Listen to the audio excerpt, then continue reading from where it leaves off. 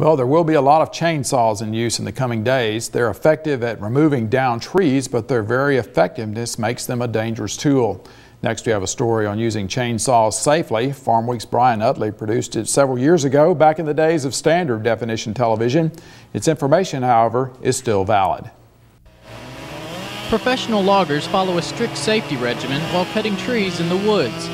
The same precautions should be taken by consumers using chainsaws to clean up after storm damage or to cut down rotten trees. John Owl of the Forestry Department at Mississippi State University helped compile a list of chainsaw do's and don'ts that should be consulted before each use.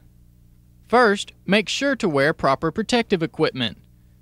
This includes gloves, calf-length steel-toed boots, safety goggles, a helmet that includes hearing protection and face shield, and chainsaw chaps that will protect the legs if the saw happens to kick back onto them. And run it across the top of your leg.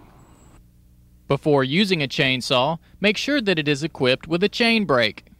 Don't purchase any saw that does not have an operable chain brake. A lot of the smaller homeowner saw will just have a plastic guard here. You want to make sure you can stop that chain if something happens. Never use the jump start method to start a chainsaw. Two very improper ways to start a saw are the modified jump start, which is this, and the full jump start, which is hand on the trigger, throwing the saw head down. A proper way to start the saw is to keep one foot on the back of the saw, set the chain brake, and pull up on the starter cord. Or brace the saw handle between the knees, as seen here, and then pull the starter cord. Another safety rule is to never work alone. Anything can happen, and you want two people there, one in a safe area where you can watch what you're doing.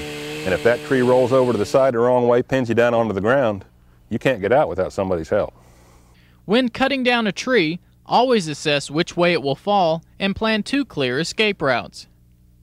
You want to clear 2 escape paths, 45 degrees at 45-degree angles. You never want to run directly behind the direction of fall because the tree can kick up and kick back.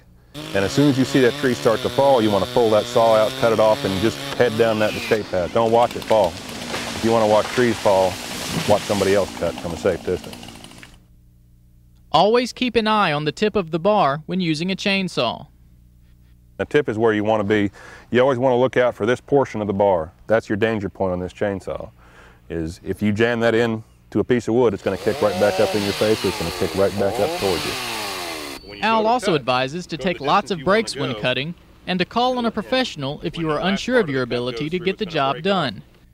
From Mississippi State University, I'm Brian Utley reporting.